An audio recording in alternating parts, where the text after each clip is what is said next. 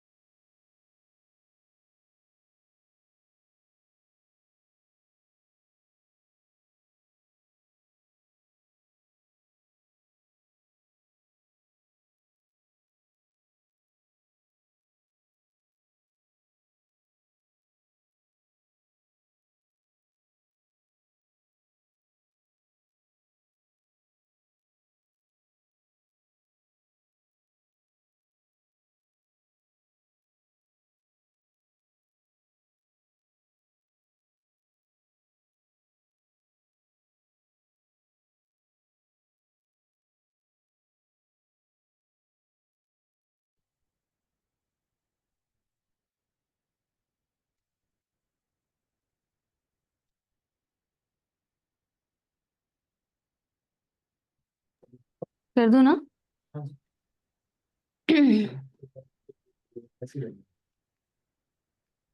ठीक है।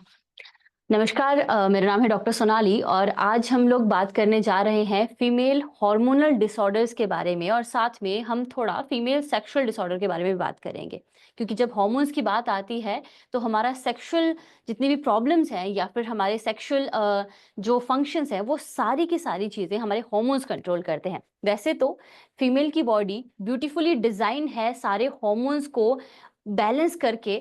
अगर जैसे ही कोई हार्मोन एक भी हार्मोन डिसबैलेंस होता है तो पूरा का पूरा बॉडी आपके सिम्टम दिखाना शुरू कर देता है, क्योंकि हार्मोन्स हमारी बॉडी में बहुत इंपॉर्टेंट रोल प्ले करते हैं। चाहे रिप्रोडक्शन से लेकर हमारे मूड तक को, मैं अभी अच्छा महसूस कर रही हूँ या मुझे गुस्सा आ रहा है, सारी चीजें, पूरा दिन भर मैं इरिटेटेड रहती हूँ अगर, तो वो भी हार्मोन्स के इम्बेलेंस की वजह से हो सकता है। भूख लगना, प्यास लगना, हमारी ग्रोथ को मेंटेन करके रखना बॉडी के अंदर, वो सारी चीजें हमारे हार्मोन्स के कंट्रोल में होती हैं। हमारी स्किन कैसी रहेगी, हम कितने जल्दी एज होंगे, ये तक चीजें हमारे हार्मोन्स कंट्रोल करते हैं। तो हार्मोन्स को बैलेंस रखना बहुत जरूरी है। आज हम दो तीन हार्मोनल डिसऑर्डर्स के बारे में बात करेंगे, खुल के उनके बारे में समझेंगे। कोई भी बीमारी को आपको ठीक करना है ना, तो उससे पहले आपको उसके बारे में समझना जरूरी है। जैसे ही आप ये समझ जाएंगे कि वो बीमारी हुई किस वजह से है, उसकी जड़ क्या है, उसकी जड़ को हटाकर हम उस बीमारी को रिवर्स कर सकते हैं, या फिर उस बीमारी के जो लक्षण हमें बहुत ज्यादा आ रहे हैं उन लक्षणों को कम कर सकते हैं, या फिर एक बार अगर वो बीमारी ठीक हो जाए तो उस बीमारी को वापस आने से रोक सकते हैं। इसीलिए हमेशा अपनी बीमारी के बारे में समझना बहुत जरूरी है। दुनिया में अलग अलग तरह की मेडिकल साइंसेज हैं। आपने हमारे हॉस्पिटल का नाम सुना होगा, hymns, hospital and institute of integrated medical sciences. Integrated का मतलब है जहां पे हमने बहुत सारी पैथीज को कंबाइन करके एक हॉस्पिटल बनाया है। क्योंकि हमें पता है इंसान का शरीर अलग है, मेरा शरीर अलग होगा, मेरे ब्रदर का शरीर अलग है, मेरी मदर का शरीर अलग है। हो सकता है एक पैथी की कुछ लिमिटेशन हो, एक पैथी मुझे पूरी तरह से, एक पद्धति, मेडिकल पद्धति मुझे पूरी तरह से आराम ना दिला पाए। उसी चीज को, उस लिमिटेशन को कवर करने के लिए हमने सारी पैथीज को इकट्ठा किया, सारी पैथीज को कंबाइन किया, ताकि हम आपको बेटर सॉल्यूशन दिला सके और ताकि आपकी बॉडी को समझकर हम आपकी बीमारी के कारण को ही खत्म कर दें। जब कारण को खत्म कर देंगे तो बीमारी का निवारण हो जाता है। इसीलिए मैं आप सबसे रिक्वेस्ट करूंगी कि जब भी आपको कोई भी शरीर के अंदर सिम्टम आए, कोई लक्षण आए जो 3 महीने से आ रहा है या 6 महीने से आ रहा है, तो आप समझ लीजिए कि आपके शरीर आपको एक सिम्टम, आपको एक अंदर से सिम्टम दिखा रहा है, आपको बताने की कोशिश कर रहा है, अवेयर करने की कोशिश कर रहा है कि अंदर कुछ गलत है, कुछ गड़बड़ चल रही है। हो सकता है कोई चीज जरूरत से ज्यादा हो या हो सकता है कोई चीज जरूरत से कम हो। आज के इस वेबिनार में हम आपके क्वेश्चंस भी लेंगे, तो आप में से जितने भी लोगों को कुछ सवाल पूछने होंगे वो अपने सवाल पूछ सकते हैं। हम पहले बीमारियों के बारे में समझेंगे, उसके बाद अपनी कॉन्वर्जेशन करेंगे, आपके क्वेश्चंस लेंगे। इसके अलावा आप सब लोग ये नंबर प्लीज नोट डाउन कर लीजिए, 7710371037।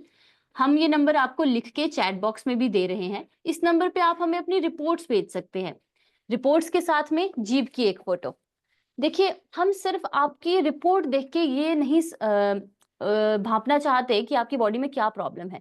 हम ये समझना चाहते हैं कि आपकी बॉडी में जो प्रॉब्लम है वो शुरू कैसे हुई थी, किस वजह से हुई थी, और वो वजह रिपोर्ट में नहीं दिखती है। तो रिपोर्ट में हमें एग्जिस्टिंग प्रॉब्लम पता चलती है कि अभी आपको क्या प्रॉब्लम है। उसके अलावा एक जीभ की फोटो हमें चाहिए होती है। जीभ की फोटो से इंटरनल बॉडी का, अंदरूनी शरीर का पता चल जाता है। एक ये पता चल जाता है कि आपकी प्रकृति किस तरह की होगी। दूसरा, हमारा डाइजेस्टिव ट्रैक में कोई प्रॉब्लम तो नहीं है, हमारे मुंह से लेकर एनस तक, जहां से हम पॉटी करते हैं, मोशन करते हैं, वहां तक कोई प्रॉब्लम तो नहीं है किसी एरिया में, और क्या प्रॉब्लम हो सकती है वो सब चीजें हमें जीभ पे पता चल जाती हैं।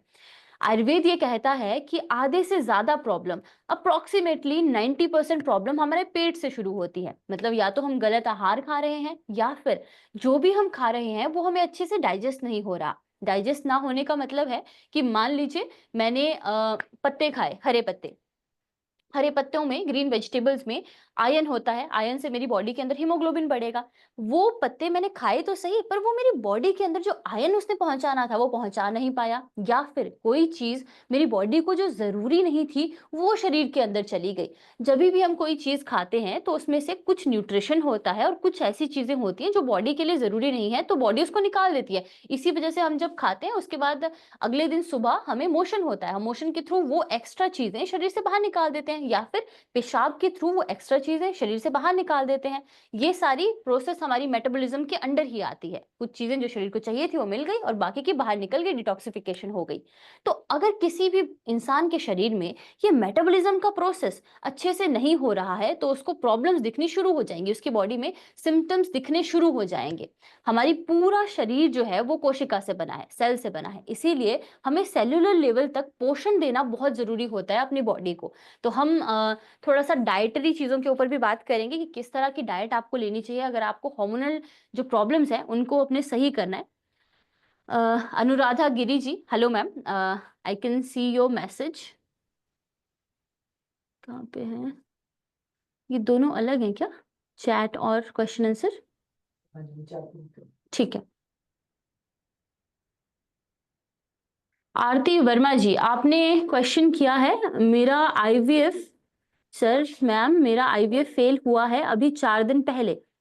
जी, ओव्यूलेशन का प्रॉब्लम है।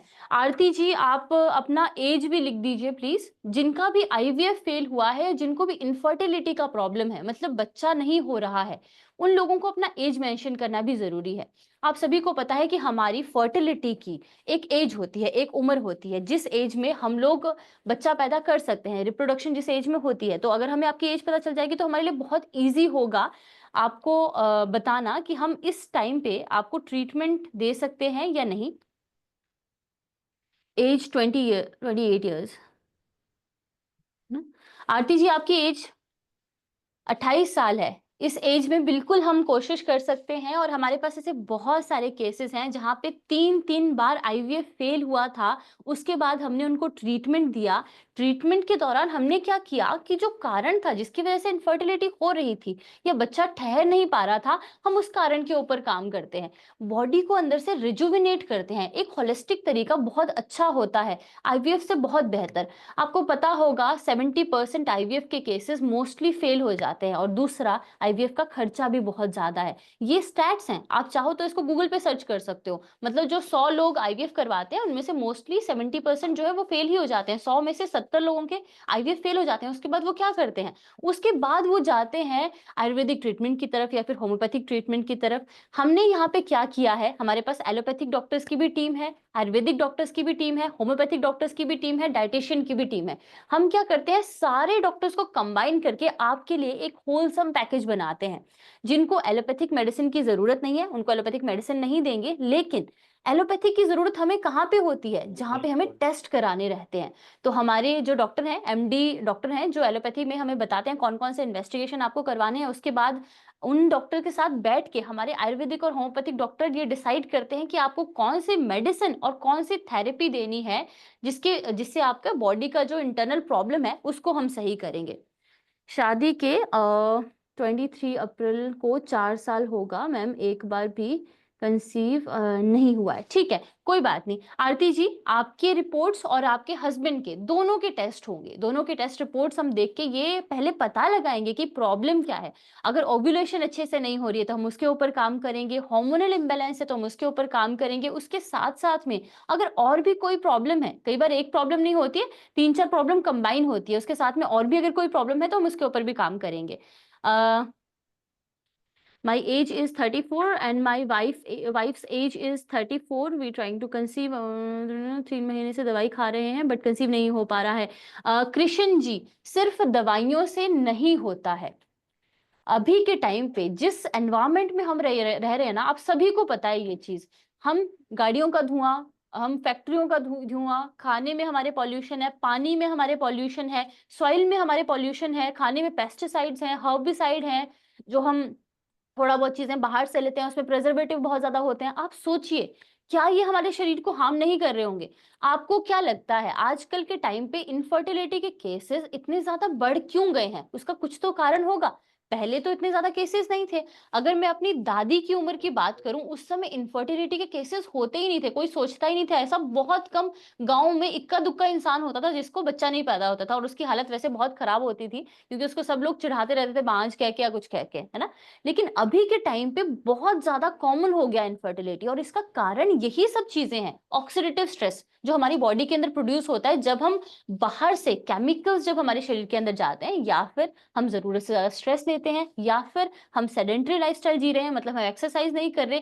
इंसान जिन चीज़ों के लिए बना है, अगर वो चीज़ें नहीं करेगा और वो चीज़ें करेगा जो अननेचुरल हैं, जो उसको हार्म पहुँचाने वाली है, वो सारी चीज़ें हमारी बॉडी के अंदर जाके ऑक्सीडेटिव स्ट्रेस प्रोड्यूस करती है। मतलब हमारी कोशिकाओं को मारने का काम करती है, हमारी कोशिकाओं को डिस्टर्ब करने का काम करती है। आप सब एक चीज़ समझ जाइए सब के सब, कि हमारी पूरी बॉडी जो है वो कोशिका से बनी है, सेल से बनी है। जैसे घर ईंटों से बना होता है ना, उसी तरह से हमारी बॉडी कोशिकाओं से बनी है। इसका मतलब है कि कोशिकाएं बेसिक फंक्शन कर रही हैं शरीर का। रिप्रोडक्टिव सिस्टम की जो कोशिकाएं हैं उनका अपना फंक्शन है, हाथ के मूवमेंट की जो कोशिकाएं उनका अपना फंक्शन है, नर्व सेल्स हैं जो सिग्नल दे रही है उनका अपना काम है, अपना फंक्शन है शरीर के अंदर।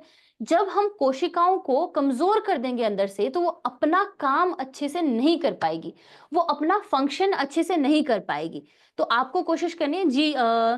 रंजन जी, आई कैन सी कि आपने नंबर डाला है अपना। वैसे ही आप सब लोग जिनको भी हमसे कंसल्ट करना है, वो अपना नंबर चैट बॉक्स में डाल सकते हैं। आप कोशिश ये कीजिए, जिनको इनफर्टिलिटी का प्रॉब्लम है, आप अपना नंबर के साथ में इनफर्टिलिटी लिख दीजिए। इनफर्टिलिटी मतलब जिनको बच्चा पैदा नहीं हो रहा है, आप अपने नंबर के साथ में इनफर्टिलिटी लिख दीजिए। तो हम क्या करेंगे कि हमारा जो स्पेशल डिपार्टमेंट है, जो इनफर्टिलिटी के ही केसेस लेता है, जिसकी मैं अभी बात कर रही थी, हम डायरेक्टली आपका नंबर उस डिपार्टमेंट में फॉरवर्ड कर देंगे। वहां से वो डिपार्टमेंट के डॉक्टर्स आपसे कांटेक्ट करेंगे, फिर आपको सारी चीजें पूछ के, देखो पहले वीडियो कंसल्टेशन होती है, वीडियो के माध्यम से हम 101, मतलब आप और आपकी, अभी जिन्होंने नंबर लिखा था, बहुत सारे लोग नंबर लिख रहे हैं, आई can see that, that's great. तो जो जो भी अपना नंबर लिख रहे हैं उनको हम वीडियो कॉल करेंगे। वीडियो कॉल के जरिए आप 101 डॉक्टर से आमने सामने बैठ के बात करेंगे। पहले हम आपकी पूरी हिस्ट्री लेंगे, समझेंगे आपके केस को। यहाँ पे तो हम एक थॉरली बात कर रहे हैं कि क्या क्या प्रॉब्लम होती हैं, उनके क्या क्या कारण होते हैं, और किस तरह से हम उनको ठीक कर सकते हैं। क्या हम आपकी प्रॉब्लम को ठीक कर सकते हैं? तो यस, हम इनफर्टिलिटी के केसेस को ठीक कर सकते हैं। जिन महिलाओं को ट्यूब में ब्लॉकेज भी है, ब्लॉकेज तक रिमूव करी जा सकती है उत्तर बस्ती से, जो हमने यहाँ पर करी है। उत्तर बस्ती एक ऐसी प्रोसीजर होती है जिसमें हम दवाइयों को आपके वजाइना के थ्रू, योनि के रास्ते में से डालते हैं अंदर, वो आपके यूट्रस, बच्चेदानी तक, बच्चेदानी से आपके फेलोपियन ट्यूब तक जाके ब्लॉकेजेस को खोलती है, इन्फेक्शन को क्योर करती है।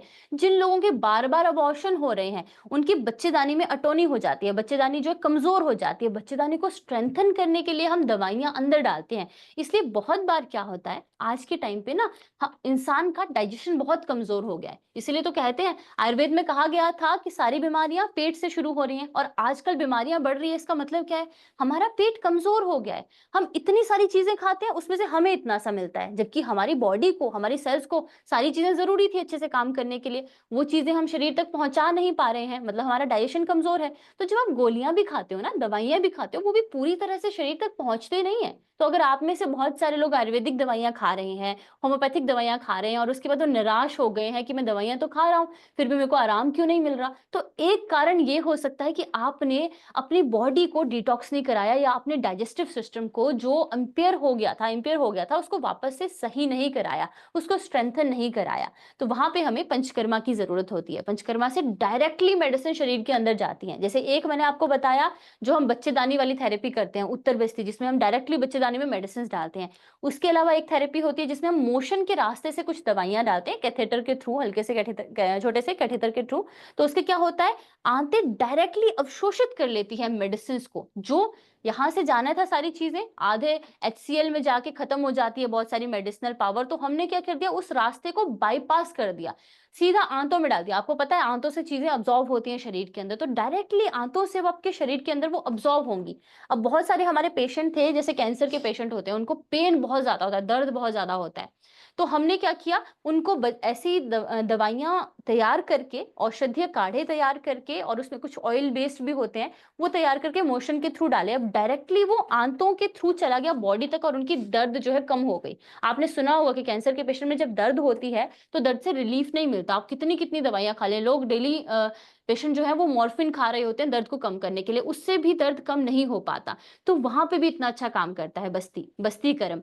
आयुर्वेद में आधा पंचकर्म तो बस्ती को ही कहा गया है। पुराने टाइम में जब कोई सूडो पैरालिसिस में चला जाता था इंसान, मतलब मान लीजिए उसकी बॉडी पूरी तरह से, वो कुछ खा पी नहीं पा रहा है, पूरी तरह से उसकी बॉडी जो है वो बेड पे है, तो उस समय उसको बस्ती दी जाती थी। मान लीजिए उसका खून कम हो गया तो उसको ऐसे द्रव्यों की बस्ती दी जाती थी जिससे खून बढ़ेगा। हमें लगा कि उसका मसल कमजोर हो रहा है तो उसको ऐसे द्रव्यों की बस्ती दी जाती थी जिससे मसल बढ़ेगा। फैट कम हो रहा है शरीर के अंदर तो फैट बढ़ाने के लिए बस्ती दी जाती थी। तो डिफरेंट डिफरेंट चीजों के जो आप ओरल रूट से लेते हो, जो आप मुंह के माध्यम से लेते हो, वो सारी चीजें अगर हमें जल्दी अवशोषित करानी है, उनका रिजल्ट हमें जल्दी चाहिए, तो हम क्या करते हैं, रूट बदल देते हैं, उनको मोशन के रास्ते से देते हैं।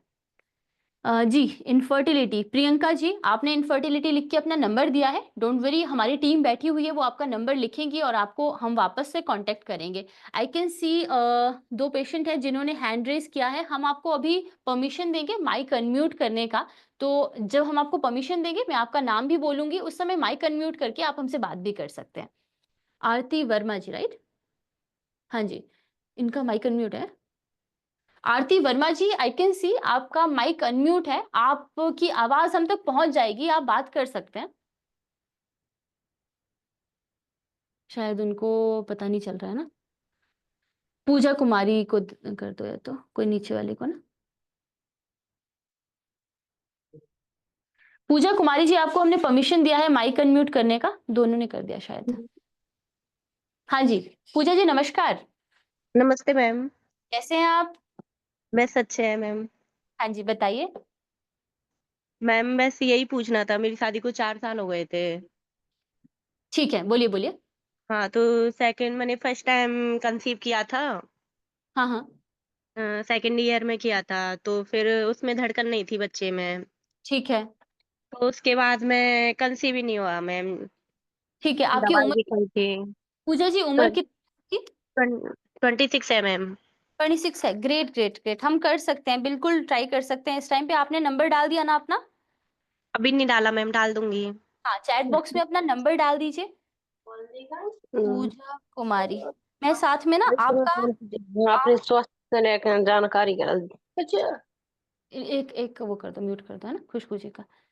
पूजा जी, मैं आपका नंबर भी अपनी डिपार्टमेंट में, जो हमारा गर्भ धारण का डिपार्टमेंट है, देखिए रिपोर्ट आपकी दोनों की होंगी आपके पास, आपकी भी होंगी, आपके हस्बैंड की भी होंगी, राइट?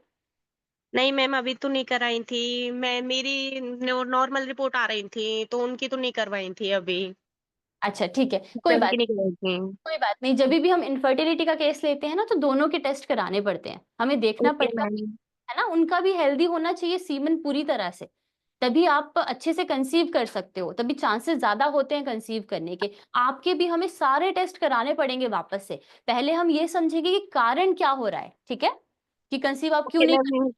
उसके अभी पीछे। हम सोच रहे थे कराने की, तो हम बस 10-15 दिन में कराएंगे। थोड़ा प्रोग्राम है घर में, उसके बाद में। ठीक है, कोई बात नहीं, अब आप खुद से मत करवाइएगा, आप हमारे पास आ गए हो, हम आपसे खुद कांटेक्ट करेंगे। पहले हम आपकी प्रकृति समझेंगे, सारे सिम्टम देखेंगे, जो नेसेसरी टेस्ट है, जो जरूरी टेस्ट है। जब बॉडी के अंदर कुछ चेंज होता है ना, मान लो हार्मोनल चेंजेस हुआ है, तो उसका इम्पैक्ट शरीर के ऊपर आता है, शरीर भी हमें लक्षण दिखाता है। तो जब हम आपसे सिम्टम्स पूछेंगे, आपकी हिस्ट्री लेंगे, तो बहुत सारी चीजें हमें पता चलेंगी, उसके हिसाब से थोड़े बहुत हमें आइडिया लग जाएगा कि कौन कौन से टेस्ट हमें कराने की जरूरत है। ठीक है, तो हम आपको ओके बुलाएंगे यहाँ पे, हो सकता है पहले वीडियो कंसल्टेशन के थ्रू थोड़ा सा बातें हो जाएंगी, टेस्ट हो जाएंगे, उसके बाद हम आपको यहाँ पे बुलाएंगे, आपको हॉस्पिटल आना पड़ेगा। ओके? मैम, कहाँ पे है आपका हॉस्पिटल? हमारे वैसे पूरे भारत में 120 हॉस्पिटल हैं, 120 प्लस। आप बताइए आप कौन सी जगह से बात कर रहे हैं?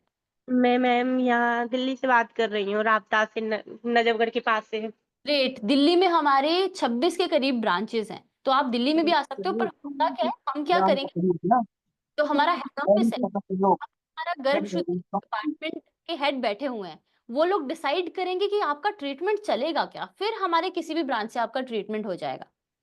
Okay ma'am. ठीक है, आप अपना नंबर चैट बॉक्स में डाल दीजिए एक बार, मैं डॉक्टर मिताली को फॉरवर्ड कर देती हूँ, वहां से आपको कॉल भी आ जाएगी, ये वेबिनार कंप्लीट होने के बाद में या फिर शाम तक। ओके? Okay ma'am. ठीक है जी। Thank you ma'am. नमस्कार जी। वेलकम। पूजा कुमारी है ना? ये कौन नंबर नोट डाउन करता होता है? उनको ना एक बार मैसेज कर देना कि जो भी इनफर्टिलिटी वाले होंगे। ओहो, कहाँ चला गया? ऊपर चला गया क्या? 7734।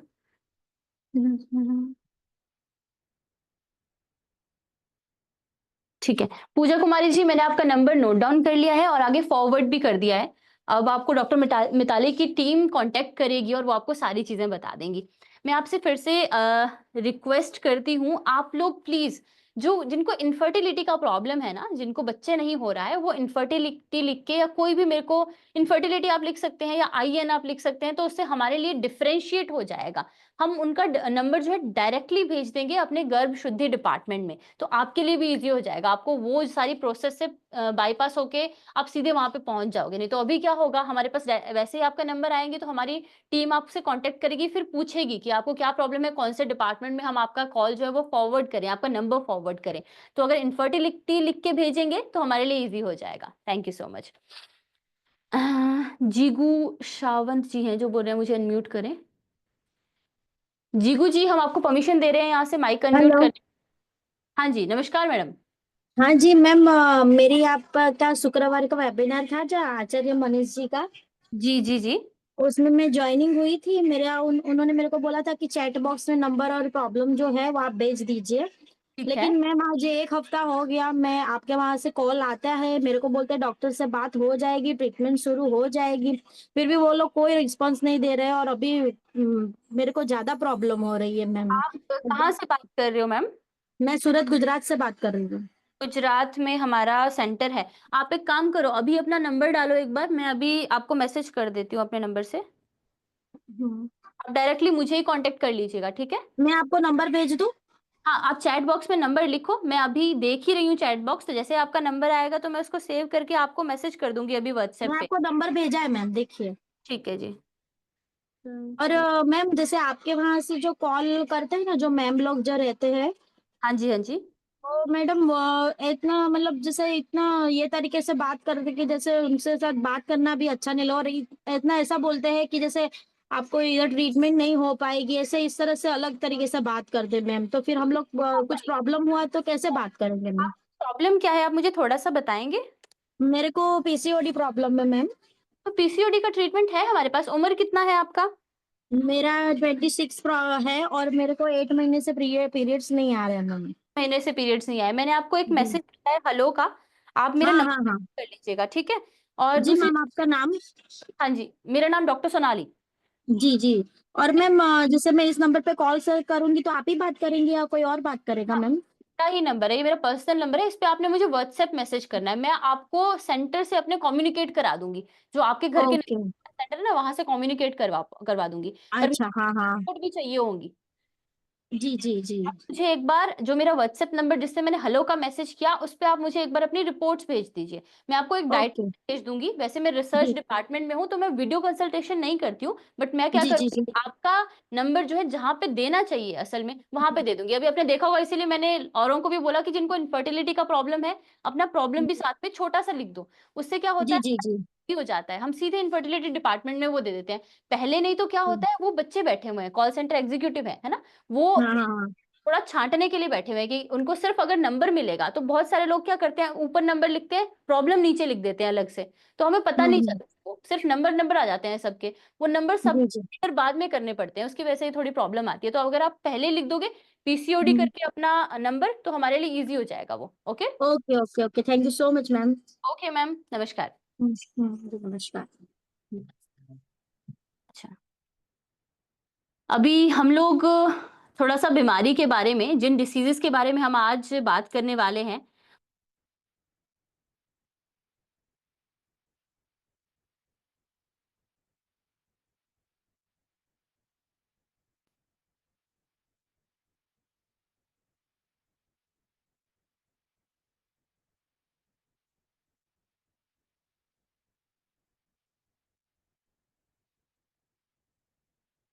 तब तक ये हो रहा है क्या? शुरू हो रहा है ना, ठीक है।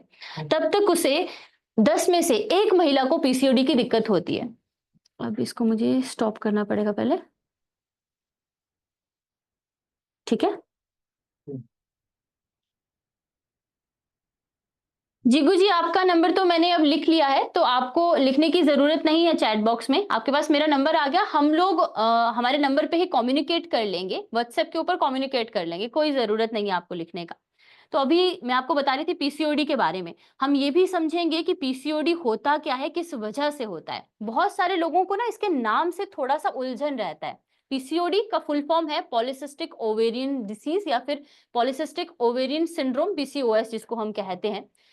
पॉलिसिस्टिक, पॉली मतलब 2 से ज्यादा, सिस्टिक मतलब जहां पे सिस्ट हो, फ्लूइड की गांठें हो जाती है, और ओवेरियन सिंड्रोम मतलब ओवरी के अंदर वो डिसीज हो रही है या सिंड्रोम हो रही है या वहां से शुरू हो रही है। तो इसका मतलब है कि जब ओवरी के अंदर बहुत सारी छोटी छोटी छोटी छोटी गांठें हो जाती है, उसको हम बोलते हैं पीसीओएस। लेकिन ये शुरुआत जो है इसकी, वो ओवरी से नहीं होती है। इसकी शुरुआत को हम समझने की कोशिश करेंगे। उससे पहले हम अपनी बॉडी के थोड़ा सा जो हमारा रिप्रोडक्टिव सिस्टम है वो किस तरह से चलता है उसको समझेंगे। हमारे दिमाग के अंदर 2 हाइपोथैलेमस और पिट्यूटरी ग्रंथि मतलब 2 ऑर्गन हैं जो कि हार्मोन्स को रिलीज करते हैं, जो कि ओवरीज को, हमारे जहां पे वो सिस्ट हो रही है ना, उसको कंट्रोल करते हैं।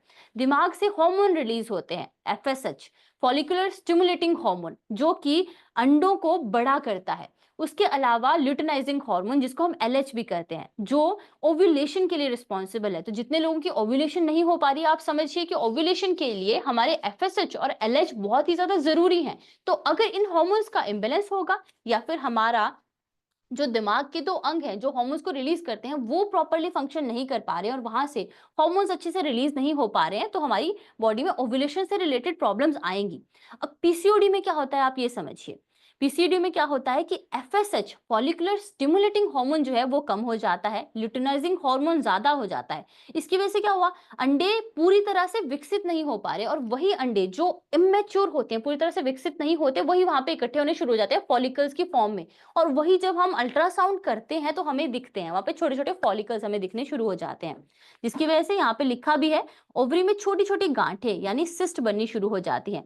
टेस्टोस्टेरोन या फिर एंड्रोजन जो हार्मोन है, जो मेल में ज्यादा होता है, पुरुषों में ज्यादा होता है, महिलाओं में भी थोड़ा सा होता ही है, लेकिन इसमें क्या होता है, एंड्रोजन ज्यादा रिलीज होना शुरू हो जाता है। तभी पीसीओडी के बहुत सारे महिलाएं जो हैं वो ये सिम्टम दिखाती हैं या फिर ये प्रॉब्लम्स वो फेस करती हैं कि उनके फेस पे बाल आने शुरू हो जाते हैं मर्दों की तरह।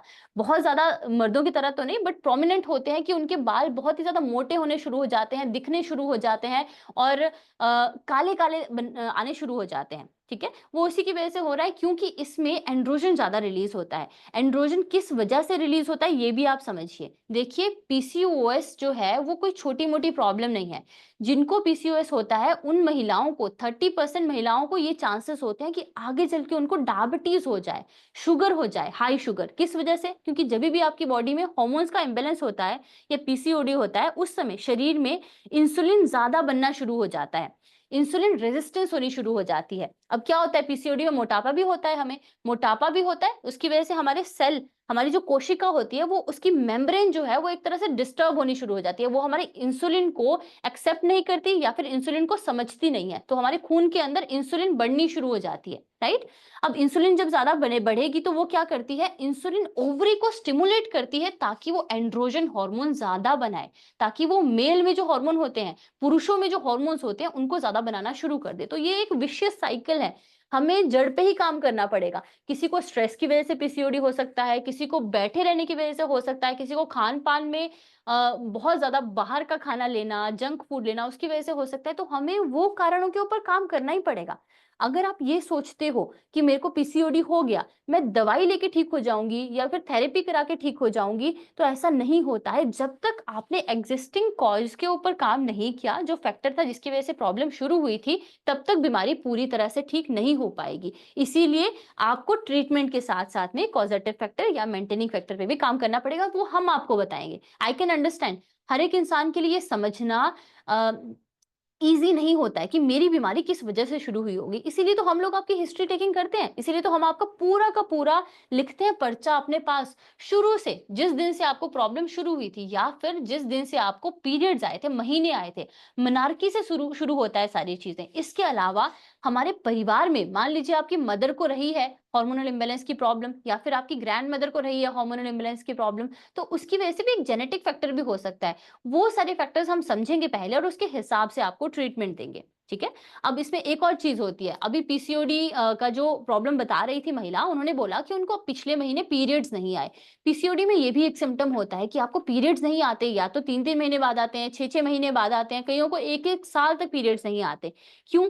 क्योंकि प्रोजेस्टेरोन अच्छे से नहीं बन पाता। प्रोजेस्टेरोन हार्मोन जब अच्छे से नहीं बन पाता, तो जो हमारी बच्चेदानी की लेयर होती है ना, जो हर महीने गिरती है, बच्चेदानी की अंदर की लेयर जो है वो डेवलप होती रहती है, बनती रहती है, ताकि अगर फर्टिलिटी हो जाए, अगर इंटरकोर्स हुआ और उसके बाद फर्टिलिटी हुई, तो वहां पे वूम जो है वो डेवलप हो पाए, बच्चा जो है वो अंदर सर्वाइव कर पाए। लेकिन उसके लिए प्रोजेस्टेरोन का होना जरूरी होता है। अब जब प्रोजेस्टेरोन नहीं होगा तो वो लाइनिंग गिरेगी नहीं, इसकी वजह से पीरियड्स भी नहीं आएंगे, ठीक है? तो हॉर्मोन्स भी हैं और साथ साथ में ये भी हार्मोन ही है, वैसे सारे हॉर्मोन्स का ही खेल है। बट लास्ट में आपको एक चीज दिख रही है कि मेरे को पीरियड नहीं आ रहे हैं, मेरा मोटापा हो रहा है, मुझे गुस्सा ज्यादा आता है, फेस पे पिंपल हो गए हैं, या फिर फेस पे बाल आने शुरू हो गए, ये बाद की बात है, अंदर कुछ और ही चीज चल रही है। और अगर हमने उस अंदरूनी चीज को ठीक कर दिया तो बाहरी जितनी भी चीजें हैं वो खुद ब खुद ठीक होनी शुरू हो जाएंगी। तो हमेशा जब आपको बाहरी सिम्टम आते हैं ना, तो क्रीम्स वगैरह लगा के या फिर फेस के वो चीजें हम इरेज करना शुरू कर देते हैं रेजर से, हम सोचते हैं कि इसको दबा देते हैं ठीक हो जाएगा। दबाने से ठीक नहीं होगा, और ज्यादा बढ़ता रहेगा।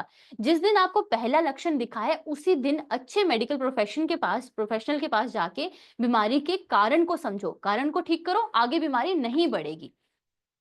तो ये आपने थोड़ा सा समझने की कोशिश की, पीसीओडी इस तरह का दिखता है। ये जो आपको ओवरी दिख रही है, ये नॉर्मल ओवरी है, और ये पीसीओडी वाली ओवरी है जिसमें छोटी छोटी सिस्ट बनी है, छोटी छोटी गांठें बनी है। ये देखिए, इस तरह से ओव्यूलेशन जब नहीं हो पाती तब आपकी बॉडी में पीसीओडी हो जाता है। अब हम होम रेमेडीज की बात करते हैं। पीसीओडी में घर पे आप क्या कर सकते हैं, प्लीज आप लोग स्क्रीनशॉट इसका ले सकते हो। थोड़ी चीजें हैं जो आप घर पे भी फॉलो कर सकते हो। एक सीड साइक्लिंग रहेगी जो मैं लास्ट में आपको बताऊंगी, वो भी आपको, जितने भी लोगों को पीसीओडी है वो उन लोगों को सीड साइक्लिंग जरूर शुरू कर दीजिएगा। बहुत मिराक्युलस काम करती है, मैंने अपने जितने भी पेशेंट को दिया उनको बहुत जल्दी रिजल्ट आए और बहुत अच्छे रिजल्ट आए हैं। सबसे पहले लो कार्ब डाइट कोशिश करनी है, आपकी डाइट के अंदर प्रोटीन ज्यादा हो और कार्ब्स कम हो। कार्ब्स जितने भी आपके शुगरी चीजें हैं जो आप बाहर से लेते हो, या फिर आप लेज खा रहे हो, कुरकुरे खा रहे हो, जंक फूड बाहर से खा रहे हो, फ्राइड चीजें खा रहे हो, वो सारी चीजें आपको थोड़े समय के लिए बंद करनी है। डेली बेसिस पे आपको योग और प्राणायाम करना है।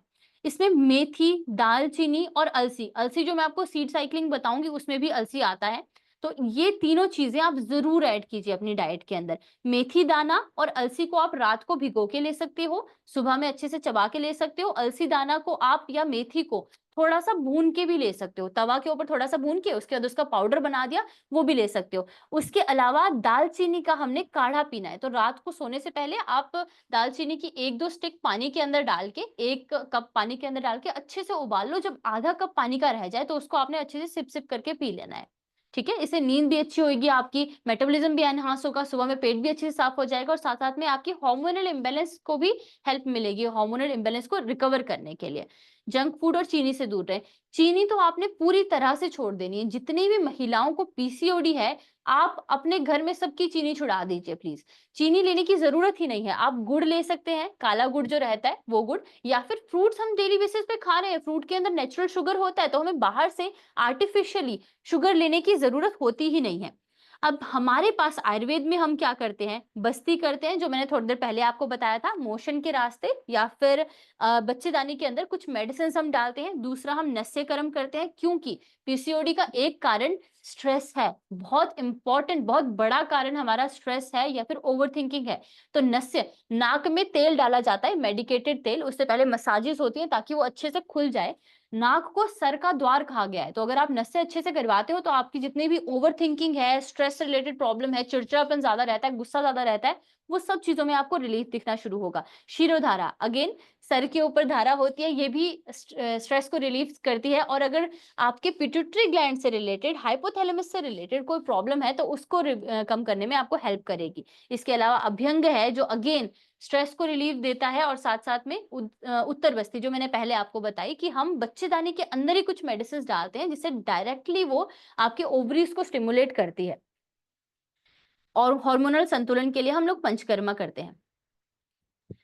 ये कुछ सिम्टम्स हैं पीसीओडी जिनको होता है उनको क्या क्या सिम्टम आते हैं। बहुत सारी महिलाओं को डिप्रेशन, एंग्जाइटी, इंसोम्निया, इंसोम्निया मतलब रात को नींद ना आना, एंग्जाइटी एकदम से घबराहट के अटैक पड़ने शुरू हो जाते हैं, डिप्रेशन, बहुत मूड, सुबह उठना तो ऐसा लगना कि काम करने की कुछ इच्छा ही नहीं है, काम पे जाने की इच्छा नहीं है, सुबह उठने की ही इच्छा नहीं है।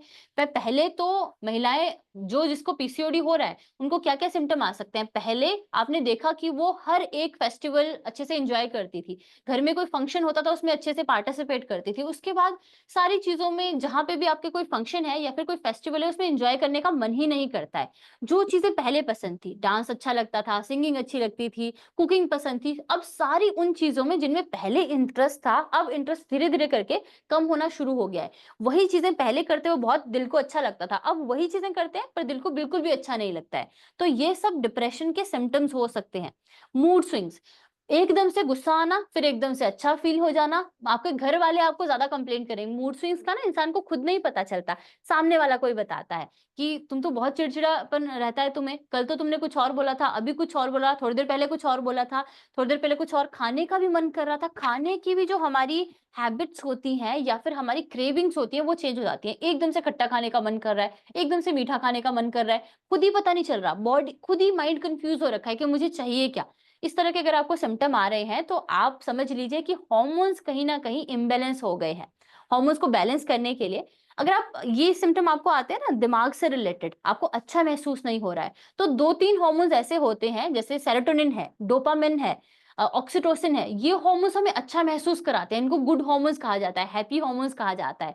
तो अगर आप ऐसी एक्टिविटी करते हो जिससे हैप्पी हार्मोन्स बढ़ते हैं तो उससे भी आपकी बॉडी में आपको जो एनर्जी थी वो वापस से दिखनी शुरू हो जाएगी, फील होनी शुरू हो जाएगी एनर्जी वापस से। इसके अलावा फिजिकल सिम्टम क्या आते हैं पीसीओडी की कंडीशन में, बहुत सारी महिलाओं की स्किन ड्राइनेस हो जाती है, हेयर लॉस होना शुरू हो जाता है। हेयर लॉस बहुत सारी महिलाएं बताती हैं। चेंज इन एपेटाइट, ज्यादा खाना, भूख ज्यादा लगना या फिर भूख बिल्कुल ही कम लगना, या फिर वेट गेन होना, वेट लॉस होना। वेट गेन ज्यादातर महिलाओं में होता है, वेट लॉस बहुत कम में होता है बट होता है बहुत सारों में। ठीक है। चेंजेस इन ब्लड प्रेशर, कई लोगों का ब्लड प्रेशर कम होना शुरू हो जाता है, मोस्टली का कम होता है, कई लोगों का बढ़ना भी शुरू हो सकता है। थकान महसूस होना, स्किन की प्रॉब्लम्स हो सकती हैं।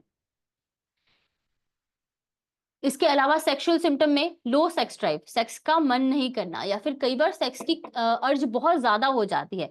वेजाइनल ड्राइनेस हो सकती है, इंटरकोर्स करते हुए वेजाइना ड्राई रहता है जिसकी वजह से दर्द हो सकती है वेजाइना में, पेन ड्यूरिंग इंटरकोर्स, ये सब चीजें, हर्सुटिज्म, फेस के ऊपर बाल आना, ये सब चीजें हो सकती है। Irregular menstruation. तो आपने पीसीओडी को थोड़ा सा समझा कि पीसीओडी है क्या है, और आपने ये भी समझा कि पीसीओडी को अगर आपने रिवर्स करना है तो हमारे पास सॉल्यूशन है, घर में भी आपके पास सॉल्यूशन है, आप खुद से भी कर सकते हैं। स्ट्रेस मैनेजमेंट जरूरी है, डाइट अच्छी फॉलो करना जरूरी है, लो कार्ब, हाई प्रोटीन और हाई फाइबर डाइट आपको लेनी पड़ेगी ऐसे कंडीशन में। इसके अलावा इंसुलिन रेजिस्टेंस से आपको बचना है। जितने भी लोगों को पीसीओडी, मैंने पहले भी बोला अभी भी बोल रही हूँ, इंडिया डायबिटीज कैपिटल बन गया है। मतलब इंडिया में डायबिटीज के, हाई शुगर के बहुत सारे केसेस बढ़ते जा रहे हैं। अगर आप चाहते हैं कि आपको डायबिटीज ना हो या फिर आपके आने वाली पीढ़ियों को डायबिटीज ना हो तो आप पीसीओडी से खुद को बचाएं। पीसीओडी होने के बाद डायबिटीज होने के चांसेस बढ़ जाते हैं। 70%, 30% महिलाओं को हो जाता है डायबिटीज, और उसके अलावा भी चांसेस बढ़ जाते हैं। अगर आप अच्छे से पीसीओडी को मैनेज करते हो तभी आपके चांसेस कम रहेंगे आगे जाके डायबिटीज होने के। और आपको पता है डायबिटीज अगर किसी को होता है तभी हमारे पास तो ट्रीटमेंट है, बट आपने कोशिश ये करनी है कि जब आपकी शुगर लेवल बढ़नी शुरू हो एकदम से आपने मॉडर्न मेडिकल साइंस के ऊपर निर्भर नहीं हो जाना है, एकदम से आपने अंग्रेजी दवाइयां लेनी नहीं शुरू कर देनी है। अगर शुरुआती स्टेज में आप होते हो डायबिटीज की तो ये रिवर्सल है, मतलब इस समय रिवर्सेबल है, इसको हम रिवर्स कर सकते हैं शुरुआती स्टेजेस में। उसके बाद धीरे धीरे करके जब ये बढ़ता जाता है तो उस केस में हम इसको मैनेज कर सकते हैं। बहुत सारी केसेस में तो हम रिवर्स भी कर सकते हैं, लेकिन मैनेजेबल होता है ज्यादातर केसेस में। रिवर्स अगर आप करना चाहते हो तो शुरुआत में ही कर दो, ताकि आप चाहोगे आगे चल के भी आपको कभी ना हो वो चीज। एक और पेशेंट का है शायद क्वेश्चन, सुमेधा है ना। सुमेधा जी, आपको हमने परमिशन दिया है माइक अनम्यूट करने का, आप माइक अनम्यूट कर सकते हैं और अपना क्वेश्चन पूछ सकते हैं। हेलो। हाँ जी, नमस्कार मैडम। हाँ जी, मेरे को ना कंसीविंग का इशू है, प्लस मेरे को पॉलिप और हाई बीपी भी है। ठीक है। तो और जैसे मेरे को पीरियड्स होते हैं उसमें मुझे क्लोथ्स भी आते हैं, अभी 2 मंथ से ही आने लगे हैं। और ठीक मेरे है। को जैसे आफ्टर पीरियड्स के आफ्टर 14 डेज जब हो जाते हैं, तो हाँ हाँ। उस टाइम पे आफ्टर ओवुलेशन मेरे को लोअर एब्डोमेन में बहुत ज्यादा पेन रहता है। ठीक है। हाँ, आपने और मैं बहुत टेस्ट करवाया था मैम, पीआईडी तो नहीं है? नहीं। ठीक है, कोई बात नहीं, आप टेंशन मत लीजिए। मैंने अभी आपको बताया 2-3 थेरेपीज के बारे में। बेसिकली एक तो हम्म, हम करते हैं, अगर आपको पेन रहता है तो उस केस में हम लोग उत्तर बस्ती करते हैं। उत्तर बस्ती में हम लोग क्या करते हैं, वजाइना के थ्रू यूट्रस में कुछ मेडिसिन डालते हैं। मेडिसिन अलग अलग तरह की होती है, जो आपकी कंप्लेंट होगी उससे रिलेटेड मेडिसिन को हम बाहर पकाकर फिर अंदर डालते हैं। ठीक है, तो उसके लिए आपको हमारे हॉस्पिटल में तो आना ही पड़ेगा। साथ साथ में मुझे आपकी सारी इन्वेस्टिगेशन रिपोर्ट चाहिए। आपने इनफर्टिलिटी का केस बताया ना? हाँ जी। हाँ जी, कितने साल हो गए आपकी शादी को और कितने टाइम से आप ट्राई कर रहे हो कंसीव करने अ, का? 1 साल से ट्राई कर रहे हैं। 1 साल से ट्राई कर रहे हैं। हम्म, आपने सारी इन्वेस्टिगेशन अपनी और अपने हस्बैंड की करवाई हुई है? हाँ, करवाई हुई है। ठीक है, उनको दोनों की रिपोर्ट्स नॉर्मल हैं, बस मेरे को पॉलिप का ही इशू है, बाकी मेरे सारे टेस्ट नॉर्मल आए थे अभी। ठीक है मैम, समझ गई। पॉलिप का साइज कितना है? 5 mm का था लास्ट मंथ, अभी इस मंथ तो नहीं कराया मैंने। ठीक है, फर्स्ट टाइम आपको डायग्नोज कब हुआ था, पता कब चला था पॉलिप का? लास्ट 2 to 3 मंथ से पता है। अच्छा, 2-3 मंथ पहले ही पता चला है। ठीक है, और अल्ट्रासाउंड हाँ। कितने, आप कितने बार इन्वेस्टिगेशन करवा चुके हो? ये 2-3 बार करवाई है। अ, जब आपने इन्वेस्टिगेशन करवाते हो उसमें साइज इंक्रीज होता है या उतना ही रहता है? अ, इतना डिटेलिंग में तो नहीं पता, बिकॉज उसकी रिपोर्ट कोई स्टार्टिंग की बात नहीं है। नहीं, आप एक काम करो, आप चैट बॉक्स में अपना नंबर डालो, प्लीज साथ में हम्म, लिख दीजिएगा, तो हम सीधा आपको हमारा जो गर्भ शुद्धि डिपार्टमेंट है उसके साथ कनेक्ट करेंगे। वहां पे आपकी सारी इन्वेस्टिगेशन रिपोर्ट मंगवाएंगे, डॉक्टर आपको व्हाट्सएप मैसेज करेंगे, सारी की सारी इन्वेस्टिगेशन रिपोर्ट मंगवाएंगे, हम देखेंगे। उसके बाद वीडियो कंसल्टेशन होगी। वीडियो कंसल्टेशन के थ्रू आपसे हिस्ट्री लेंगे हम पूरी की पूरी। ठीक है, आपकी बॉडी को भी समझना पड़ता है। आयुर्वेद में हम ट्रीटमेंट सिर्फ रिपोर्ट के बेस पे नहीं करते। मेरा बॉडी टाइप अलग है, आपका बॉडी टाइप अलग होगा। आपके बॉडी टाइप को समझ के हम आपको डाइटरी भी कुछ चेंजेस बताएंगे, खाने पीने में आपने क्या क्या चेंजेस करने हैं। ठीक है। ठीक है। और आपका मूड कैसा रहता है? कभी ज्यादा गुस्सा आ जाता है, कभी नॉर्मल रहता है, कभी ज्यादा हैप्पीनेस हो जाती है। तो थोड़ा सा हॉर्मोन्स, आपकी आवाज से मुझे थोड़ा सा लो लग रहा था इसलिए मैंने पूछा। हाँ हाँ। ठीक है, आपका कोई बात। गुड़गांव में कहाँ पे सेंटर है? सॉरी। गुड़गांव में कहाँ पे सेंटर है? गुड़गांव में हमारे 2 सेंटर्स हैं मैम, मैं आपको ना प्रॉपर लोकेशन भेजूंगी, डोंट वरी। इसीलिए हम आपका नंबर ले लेते अच्छा। हैं, क्योंकि गुड़गांव में हमारा भी सेंटर है, एक डॉक्टर बीआरसी का भी सेंटर है, डिफरेंट सेंटर है। तो जहाँ पे आपने आना है हम लोग आपको वहां बुलाएंगे जहाँ पे आपके प्रॉब्लम से रिलेटेड सारी थेरेपीज हो जाए। ठीक है। ठीक है, तो आप चैट बॉक्स में अपना नंबर डालिए एक बार, और हाँ इनफर्टिलिटी जी। के साथ में हम आपका नंबर नोट डाउन करके आगे फॉरवर्ड कर देते हैं। वहां से आपको कॉल आएगी, वहां पे आपको सारा इन्फॉर्मेशन मिल जाएगा। हम ट्रीटमेंट प्लान यहीं पे कर देते हैं, वीडियो कंसल्टेशन के थ्रू आपकी रिपोर्ट मंगवा के सारा ट्रीटमेंट प्लान यही हो जाएगा। उसके बाद गुड़गांव में जो डॉक्टर होंगे उनसे कंसल्ट करके, उनसे बात करके हम उनको बताएंगे कि कौन कौन से इनके इन्वेस्टिगेशन करवाने हैं, कौन कौन सा इनका ट्रीटमेंट करवाना है, उसके बाद आपका ट्रीटमेंट चलेगा। ठीक है, ठीक है, मैंने ओके। नंबर डाल दिया है। हाँ जी। हाँ बिल्कुल बिल्कुल, नमस्कार। खुशबू, खुशबू है। खुशबू जी, आपको हम परमिशन दे रहे हैं माइक अनम्यूट करने का। Yes. Good afternoon ma'am. Hmm, good afternoon Khushboo जी।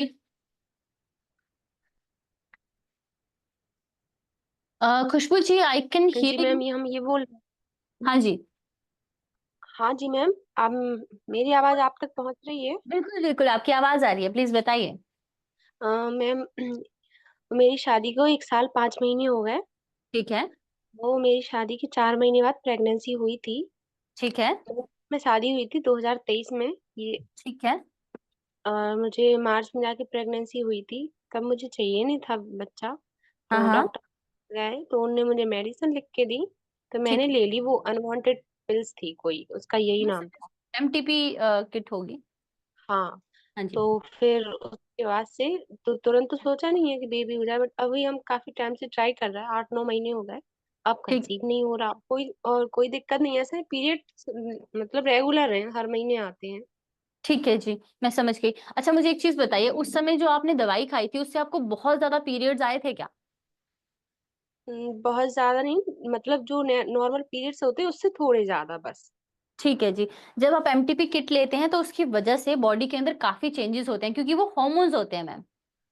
वो आपको हॉर्मोन्स हाँ, दिए जाते हैं उस समय, जिससे आपको ब्लीडिंग हो जाए। फोर्सफुल ब्लीडिंग, एक तरह से उसको अबॉर्शन ही कहते हैं हम, जो पिल से होता है, दवाई से होता है। तो उसकी वजह से जी। बॉडी के अंदर जो भी चेंजेस आए हैं, वैसे हमारे पास बहुत सारे केसेस हैं। कुछ थेरेपीज हमें करनी पड़ती है, कुछ इन्वेस्टिगेशन आपकी कराएंगे, अभी टेस्ट करवाएंगे ये देखने के लिए कि प्रॉब्लम क्या है। कई बार क्या होता है कि टेस्ट में कुछ नहीं आता, पैथोलॉजिकल जी। कोई कंडीशन नहीं होती है, लेकिन फिजियोलॉजिकल सिम्टम होता है, हमारी बॉडी अंदर से कमजोर हो गई होती है, रिप्रोडक्टिव सिस्टम अंदर से कमजोर हो गया होता है, उसको भी हमें स्ट्रेंथन करना पड़ता है। तो यही फायदा है एक, कि एलोपैथी में हम सिर्फ ट्रीटमेंट के लिए टेस्ट के ऊपर रिलाई करते हैं। यहाँ पे हम आपका बॉडी देख के, आपकी नाड़ी देख के, आपकी जीभ देख के ये बता सकते हैं कि आपकी बॉडी में इंटरनल क्या प्रॉब्लम है, जो शायद रिपोर्ट में भी नहीं आ रही है। ठीक है। नो मैम, अभी काफी टाइम से हाँ चार चार मतलब जनवरी से हाँ जैसे हाँ। पीरियड खत्म हो जाते हैं उसके 4 से 5 दिन बाद हमें पेल्विक एरिया में और कमर में पेन होने लगता है, मतलब लाइट ठीक सा हल्का सा, और फिर ठीक बंद हो जाता है, और फिर हो जाता है 1-2 दिन बाद। ऐसा ठीक होने लगा, पहले नहीं था। ठीक है जी। आपने अपना अल्ट्रासाउंड कराया था क्या, पेल्विक अल्ट्रासाउंड? नो मैम, अभी तो मैंने नहीं कराया। ठीक है, कोई बात नहीं, हम आपके इन्वेस्टिगेशन भी करा लेंगे, जो हमारे लिए जरूरी होंगे। आप एक काम कीजिए, चैट बॉक्स में अपना नंबर लिखिए, इनफर्टिलिटी के साथ में, इनफर्टिलिटी प्लस अपना नंबर। क्या दिया चैट बॉक्स में? आपने लिख दिया है क्या? हाँ, रुकना। खुशबू जी, एक, खुशबू जी मुझे आपकी जी आवाज। मैम, मैं डाल रही हूँ। हाँ हाँ बिल्कुल, आप चैट बॉक्स में अपना नंबर डालिए, हाँ। इनफर्टिलिटी, हम आपका नंबर नोट डाउन करके डायरेक्टली अपनी गर्भ शुद्धि की जो टीम है उनके साथ आपका कांटेक्ट कराएंगे। वो आपसे रिपोर्ट या आपको लिख के दे देते हैं हम यहीं से प्रिस्क्रिप्शन पे, कौन कौन से इन्वेस्टिगेशन की हमें जरूरत है। पहले हम 101 एक बार वीडियो कंसल्टेशन कराएंगे, ठीक है। उसके बाद आपको सारा आगे का प्रोसीजर वो बता देंगे। आपके घर के नजदीक वाले ब्रांच में अगर ट्रीटमेंट हो जाएगा वेल एंड गुड, नहीं तो हो सकता है आपको थोड़ा सा दूर आना पड़े हमारे सेंटर में। तो मैम इधर मैम, मैं झांसी यूपी से हूँ। ठीक है, झांसी में है हमारी ब्रांच। आप अपना नंबर डालो, आप फिर वहां पे ना उस नंबर पे, जिस नंबर से हम आपको जी कांटेक्ट मैम। करेंगे, आप एक काम कीजिएगा, वहां पे अपना पिन कोड डाल दीजिएगा। पिन कोड से हम एग्जैक्ट पता कर लेते हैं कि आपके घर के सबसे नजदीक वाली लोकेशन कौन सी होगी हमारे सेंटर की। पर हम ये भी देखेंगे साथ में कि उस सेंटर में सारी पंचकर्मा जो हमें चाहिए वो हो रहा है या नहीं। ठीक है। जी मैम। ठीक, मैम आपने नंबर डाला है, बट पिन कोड डाला क्या आपने नीचे? हाँ जी मैम, पिन कोड है। ठीक है ठीक है ठीक है ठीक है ठीक है, खुशबू जी नंबर आपका नोट डाउन कर लिया हमारी टीम ने। आपको कांटेक्ट कर लेंगे अब हमारे डॉक्टर्स, उनसे आप बात कर लीजिएगा, ठीक है। नो मैम, एक क्वेश्चन और था। हाँ जी। अ, मतलब कुछ मैंने ऐसी नॉर्मली डॉक्टर से बोला था, ये लेडीज हाँ हाँ। डॉक्टर थी। तो हमने ठीक है। बोला मेरे पीरियड्स पहले तो रेगुलर थे, मतलब शुरू से ही हमेशा ही से, जब से पीरियड आने लगे हैं ना, तब से हाँ ही हाँ। ऐसा होता था, 1.5 से 2-3 दिन पहले आते थे। और अब ऐसा होता है कि 4 से 5 दिन पहले आ जाते हैं।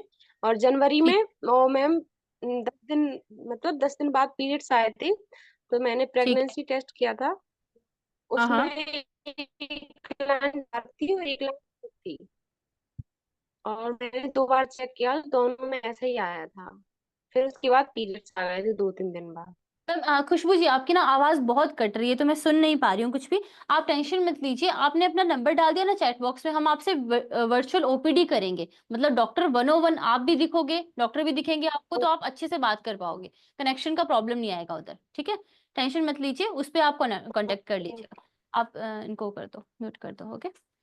ठीक है, खुशबू जी आपका नंबर हमने नोट डाउन कर लिया है। मोना मेहता जी, आपका क्वेश्चन है कि पॉलिप और पीसीओडी का ट्रीटमेंट क्या पॉसिबल है? तो मैम पीसीओडी का ट्रीटमेंट तो असल में बहुत इजी होता है। पीसीओडी कोई रॉकेट साइंस नहीं है, उसका ट्रीटमेंट बहुत इजीली हो जाता है। बहुत सारी फीमेल्स घर पे सिर्फ नेचुरल चीजों को फॉलो करके भी पीसीओडी का ट्रीटमेंट करती हैं। पॉलिप वाला केस थोड़ा सा मुश्किल होता है हमारे लिए भी, क्योंकि पॉलिप में ना इस तरह से होता है, अगर आपने पॉलिप का शेप देखा होगा तो ऊपर से जहां से वो अटैच होता है वहां पे पतला होता है और नीचे को थोड़ा बड़ा होता है। तो पॉलिप को इसीलिए रिकवर करना थोड़ा सा मुश्किल हो जाता है, लेकिन ऐसा नहीं है कि नहीं हो सकता, बॉडी खुद से ही रिकवर करती है। जितनी भी चीजें बॉडी के अंदर जरूरत से ज्यादा, पॉलिप क्या है, अनकंट्रोल्ड ग्रोथ ऑफ सेल, एक तरह से सेल जरूरत से ज्यादा बननी शुरू हो गई वहां पे, उसकी वजह से वहां पे आपको पॉलिप दिख रहा है। एक मस्सा, आप अगर हिंदी में इसको ट्रांसलेट करना चाहें तो वो मस्से की तरह होता है। बहुत सारे लोगों की गर्दन पे आपने देखा होगा इस तरह से लटके हो जाते हैं मस्से। तो वही होता है। बॉडी से ये जाएगा कैसे, जब आप बॉडी को फास्टिंग पे रखोगे, ऑटोफेजी को एक्टिवेट करोगे शरीर के अंदर, जिससे बॉडी स्टार्व होगी। स्टार्व जब होगी तो वो बॉडी एनर्जी चाहिए होगी शरीर को, तो स्टोर एनर्जी होगी उसको खाना शुरू कर देगी। तो एक्स्ट्रा सेल जो बॉडी के अंदर होंगे उनको वो खत्म करना शुरू कर देगी। मैं आप सब लोगों को, जितना भी लोगों को शरीर के अंदर कोई गांठें हैं, किसी भी तरह की गांठें हैं, उनके लिए एक होम रेमेडी, एक रेसिपी बता देती हूँ, आप वो फॉलो कीजिए। वैसे आचार्य जी के अभी हमने जितने भी सोशल मीडिया साइट्स हैं उन पे ये रेसिपीज डाली हैं, जूस की, सीए डिटॉक्स की। लोगों ने इतना अच्छा इससे आराम पाया, घर पे ही लोगों ने फॉलो करना शुरू कर दिया था और उसके बाद उनको कुछ कुछ दिनों में ही उनकी गांठें खत्म होनी शुरू हो गई। पालक, मेथी, बथुआ या चुलाई में से कोई एक चीज नहीं है, डालने को चारों डाल लो, जब मिले तो डाल लो, सीजन के हिसाब से आती है। सबसे बढ़िया रहेगा अगर चुलाई डालोगे, चौलाई सबसे एंटी कैंसरस होती है। नहीं तो पालक, मेथी, बथुआ, चौलाई में कोई मिल जाए, एक चीज ले लो, दो ले लो, तीन ले लो, नहीं तो चौलाई ले लो। पुदीना, धनिया, कड़ी पत्ता 15, 20, 25 पत्ते ले लो, पुदीना, धनिया, कड़ी पत्ता। इसके बाद एक छोटा टुकड़ा अदरक, एक बड़ा टुकड़ा हल्दी, एक चुकंदर और एक आंवला। अगर आंवला नहीं मिले सीजन का तो आंवले का पाउडर डाल सकते हो। 2 पत्ते अमरूद, 2 पत्ते बरगद, 2 पत्ते पीपल और 4-5 पत्ते पान के डाल के जूस बना लो। और जूस बना के आपने सुबह से शाम तक सिर्फ जूस पीना है, खाली पेट, कुछ नहीं लेना। तो मैं आपको बता रहा हूँ कि जूस पी के 3 दिन में, अभी एडवोकेट अश्विनी पांडे की वीडियो दिखा रहा हूँ, 3 दिन में उन्होंने अपनी गांठों को खत्म किया। मेरे पिताजी का घुटना खराब हो गया, मैंने एम्स में दिखाया, बोले घुटना ट्रांसप्लांट करना पड़ेगा। राम मनोहर लोहिया में दिखाया, बोले घुटना ट्रांसप्लांट करना पड़ेगा। मैंने एक बड़े दिल्ली के प्राइवेट हॉस्पिटल में दिखाया, टॉप के डॉक्टर को, उन्होंने बोला इलाज करना पड़ेगा। एम्स में गए चंडीगढ़, 10 दिन रहे, आराम से चल रहे, बढ़िया, घुटना ठीक हो गया। इसी तरीके से मेरे जानने वाले, उनकी डायलिसिस हो रही थी किडनी की, और वो हिम्स डेराबासी गए चंडीगढ़ में, एक हिम्स है चंडीगढ़ में, वहां गए, कुछ नहीं हुआ, डायलिसिस बंद हो गई, बढ़िया आराम से काम कर रहे हैं। और वो भी कितने में, कुछ हजार में। मुझे यहाँ पे 2-3 गांठें हो गई, तो मैं गया एक किसी मित्र के पास, डॉक्टर है, उन्होंने देखा था, बोले तो निकलवाना पड़ेगा। हमने निकलवाना, अरे उनके तो 2-3 हो रखी है, बोले हाँ निकलवाना पड़ेगा। उन्होंने बोला कि 2-3 गांठें, एक यहाँ पे थी, किधर थी, 2-3 गांठें थी, इसको निकलवाना पड़ेगा। तब तक मनीष जी का शिविर लगा हुआ था, ये महीने में 2 बार लगाते हैं, 3-3 दिन का शिविर। मुझे थोड़ा टाइम मिल गया, हमने कहा चलो इनके यहाँ चलते हैं। 3 दिन जाके वहां पे केवल मालिश मसाज हुआ, कोई दवाई नहीं खाई। जहां ऑपरेशन से 3 गांठ निकाली जा रही थी, मनीष जी के हिम्स में जाके केवल हमने वहां पे अपना 3 दिन मसाज हुई, थोड़ा वो स्टीम दिया, योग प्राणायाम किया, आहार किया, चौथे दिन गांठ तीनों गायब हो गई। और उन तीनों गांठों के लिए ऑपरेशन कर रहे थे। फिर उसी वीडियो को देख के इंदिरा शर्मा जी, अंबिका, ऐसे सैकड़ों लोगों ने अपनी डाइट में चेंजेस करके ठीक किया अपने आप को। पूरे भारत में हमारे 58 से अधिक हॉस्पिटल, 60 से अधिक क्लिनिक व डे केयर सेंटर्स हैं। पूरे भारत में 900 से अधिक आयुर्वेदिक, एलोपैथी, होम्योपैथी व नेचुरोपैथी डॉक्टर्स हमारे साथ जुड़े हुए हैं। भारत के हर बड़े शहर में हमारे आयुर्वेदिक हॉस्पिटल्स हैं। इनमें से मुख्य हॉस्पिटल मेरठ, दिल्ली एनसीआर, मुंबई, लखनऊ, डेराबसी, पंचकुला और कुरुक्षेत्र में है। यहाँ पर kidney fail, liver fail, cancer, heart problem, जोड़ों के दर्द, diabetes, BP, sugar, piles, fissure व फिस्टुला और अन्य बड़ी से बड़ी बीमारियों को रिवर्स किया व सिखाया जाता है। अगर आप वीडियो में कही गई बात से सहमत हैं तो अभी आपने जो वीडियो देखी, असल में इसमें ना सर ने कैंसर बोला, तो आप कैंसर के नाम से घबरा मत जाइएगा, कैंसर में भी ये काम करता है, लेकिन बॉडी में जितनी भी गांठें होती है, पॉलिप भी एक गांठी है। गांठ का मतलब है कि शरीर में वो सेल हमें चाहिए। मैंने शुरू में आपको एक चीज समझाने की कोशिश की, आप सबको ये चीज पता है कि हमारा पूरा शरीर जो बना है वो कोशिकाओं से ही बना है। कोशिकाएं एक बेसिक यूनिट ऑफ लाइफ है हमारा। कोशिका से टिश्यू बनता है, टिश्यू से हमारे अंग बनते हैं, अंग से अंग का सिस्टम बनता है, ऑर्गन सिस्टम बनता है, और उससे पूरा का पूरा हमारा ऑर्गेनिज्म, बॉडी बन जाती है। यही कोशिकाएं समय समय पर बनती हैं, डिवाइड होती हैं, उसके बाद खत्म हो जाती हैं, नई बनती रहती हैं। यही कोशिकाएं हैं जो हमारे शरीर में हमारा काम कर रही है, बेसिक काम कर रही हैं। जब भी कोशिका जरूरत से ज्यादा बनना शुरू हो जाए तो हमें क्या होता है, ऐसे मेरे हाथ पे अगर यहाँ बनना शुरू हो जाएगी तो एक नई उंगली आ जाएगी, आप ये समझ लीजिए, या यहाँ पे एक गांठ बननी शुरू हो जाएगी। जो भी गांठ है वो कोशिकाएं ही है, जो नहीं चाहिए थी हमारे शरीर को बट बनना शुरू हो गई। तो जब भी हमें एक्स्ट्रा कोशिकाएं शरीर के अंदर कहीं पे दिखें और हमें उनको खत्म करना है, ये जूस मिराक्युलस है। अभी इसमें गलती से वीडियो आ गई जिसमें अश्विनी उपाध्याय जी ने घुटने की बात की है अपने पिताजी की, लेकिन बाद में उनकी वीडियो थी जिसमें उन्होंने बताया कि उनकी बॉडी पर गांठें थी। जिस समय वो मेरठ आए थे तो मैं वहीं पर थी आचार्य जी के पास। तो बहुत सारे लोगों को ना भरोसा नहीं होता आयुर्वेद के ऊपर, उनको लगता है कि कैसे गांठ को आप खत्म कर सकते हैं। सर ने उनको लगता है कि 3 दिन ही रुक जाइए आप, 3 दिन में भी आपको रिजल्ट दिख जाएगा, और उनको उस समय बिल्कुल भरोसा नहीं था। लेकिन जैसे उन्होंने 3 दिन वाली बात पे उनको भरोसा नहीं था, बेसिकली आयुर्वेद पे तो उनको भरोसा था, बट एक भ्रांति है ना कि आयुर्वेद बहुत स्लो है, बहुत धीरे काम करता है। इसीलिए ज्यादातर लोग मॉडर्न मेडिकल साइंस के पास जल्दी चले जाते हैं, क्योंकि वहां पे एक ही गोली खाने से मुझे आराम मिल जाएगा, जल्दी आराम आ जाता है, ऐसा हम सोचते हैं। लेकिन वो आराम नहीं आ रहा है, वो दब रहा है। अगर हमें प्रॉब्लम को ठीक करना है तो ये सब चीजें करनी पड़ेगी। प्रकृति ने हमें सारा इलाज दे रखा है। अब चौलाई, एंटी कैंसर सर ने बोला, ये गांठों को खत्म करने का काम करती है। तो जितने किसी पेशेंट ने पूछा था अभी कि पॉलिप्स ठीक हो सकते हैं क्या, तो जितने भी लोगों को पॉलिप्स हैं वो इस प्रैक्टिस को कर सकते हैं। ये जूस हम 3 दिन के लिए पिलाते हैं। 3 दिन के लिए आपने फास्टिंग पे रहना है, बॉडी को आराम देना है, बॉडी को स्टार्व करना है, मतलब भूखा रहना चाहिए हमारा बॉडी, तो वो मांगेगा एक्स्ट्रा सेल को, तब खत्म करेगा। उस समय पर हमने सिर्फ ये जूस पीना है, सुबह दोपहर शाम तीनों टाइम आप ये जूस पियेंगे। एक और चीज, ये जूस दवाई है, मेडिसिन की तरह काम करेगी, तो मेडिसिन को हमें बहुत अच्छे से खाना होता है। हमें कोशिश ये करनी है कि जब हम ये जूस पी रहे हो तो मुंह के अंदर इसको घुमाना है, या फिर चबाने का आपने कोशिश करना है। पानी को भी चबा चबा के पीना चाहिए। सलाइवा यहाँ से रिलीज होता है, यहाँ पे दोनों तरफ पैरोटिड ग्लैंड्स होते हैं जो सलाइवा को रिलीज करते हैं। जितना सलाइवा रिलीज होगा, जो भी चीजें आप खा रहे हो उसके साथ में मिक्स होगा, उतनी ही जल्दी वो चीजें हमारे शरीर में पहुंचेंगी। आप चाहते हो ना कि कोशिकाओं तक वो चीजें पहुंच जाए, ताकि आपकी कोशिकाएं वापस से इंटेलिजेंट हो जाए, अपने आप को खत्म कर दे। जो जरूरत से ज्यादा कोशिकाएं बन रखी है शरीर के अंदर, वो अपने आप को खत्म कर दे, तभी करेंगी। हर एक कोशिका के अंदर उसका दिमाग होता है। आप चाहें तो ये चीजें खुद से पढ़ सकते हैं, ये कोई हम अपने आप से नहीं बना रहे हैं। हमारी बॉडी कोशिका से बनी है, कोशिका के अंदर कोई तो चीज होगी जिससे वो डिवाइड होती है। कौन उसको कंट्रोल करता है कि इतना ही डिवाइड होना है, इसके बाद डिवाइड नहीं होना है? कौन उसको बताता है कि अब आपने मर जाना है?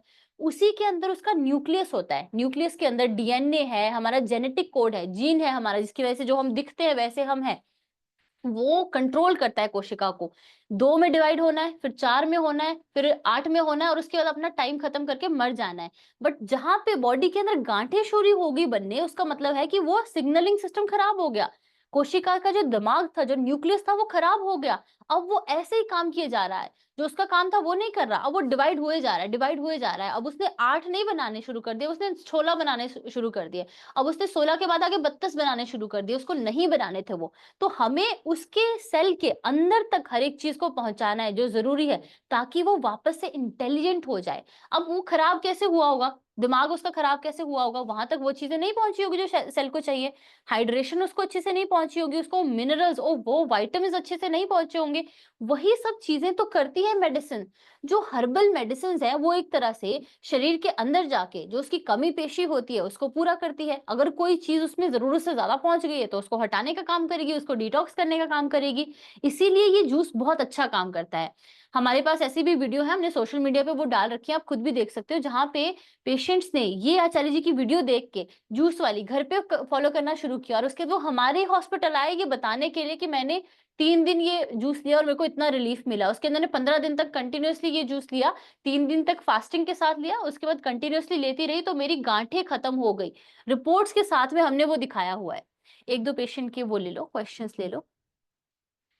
बहुत दर्द रहता है। शालिनी गुप्ता जी कह रहे हैं कि मुझे सर में बहुत दर्द रहता है और बहुत टेंशन रहती है। मैडम, अगर आपको सर दर्द ज्यादा रहता है और टेंशन रहती है तो आप हमारे किसी भी सेंटर में आके, एक शिरोधारा और दूसरा नस्यम, नाक के थ्रू हम बॉडी, आपके नाक के जरिए, दोनों नॉस्ट्रल के जरिए ऑयल डालते हैं ताकि वो ऑयल जो है आपके वात दोष को कम करे। वात की वजह से हमें टेंशन बहुत ज्यादा रहती है। आप थोड़ा सा इसके बारे में पढ़िएगा। वात दर्द के लिए भी रिस्पॉन्सिबल है और वात हमारे ओवर थिंकिंग के लिए भी रिस्पॉन्सिबल है। दिमाग में कोई दर्द नहीं होती, दिमाग दर्द को फील ही नहीं कर सकता। उसके अराउंड जो नर्व्स हैं या वेसल्स हैं या फिर जो हमारी मसल्स हैं यहाँ पे, वहां पे दर्द हो सकती है, तो उनको हम रिलैक्स कर देते हैं। ठीक है, अब टेंशन का कारण भी हमें देखना पड़ेगा। हो सकता है कि आपके आसपास में कोई ऐसी चीज हो रही हो जो आपको स्ट्रेस दे रही हो, जिसकी वजह से आपको टेंशन हो रही हो, तो उसमें आप कैसे करेंगे उसको कंट्रोल। आप जब हमसे बात करेंगे तो आपको भी समझ में आएगा। काउंसलिंग के दौरान जब हम आपसे पूछ रहे होते हैं ना चीजें, जब हम आप वापस जाते हैं, आपकी हिस्ट्री में जाते हैं, समझने की कोशिश करते हैं कि प्रॉब्लम का ओरिजिन कहाँ से हुआ होगा, तो वहां पे आपके दिमाग का भी पता चलता है। पता चलता है कि एक इंसान कौन सी सिचुएशन में किस तरह से रिएक्ट करता है। जैसे मेरा रिएक्शन अलग हो सकता है, मेरी मम्मी ने मुझे डांटा और मुझे रोना आ गया, मेरे भाई को डांटा उसको गुस्सा आ गया। अलग अलग रिएक्शन होता है ना हर एक इंसान का, क्योंकि हमारा माइंड जो है हर एक इंसान का अलग है, हम सबका एक जैसा माइंड नहीं है।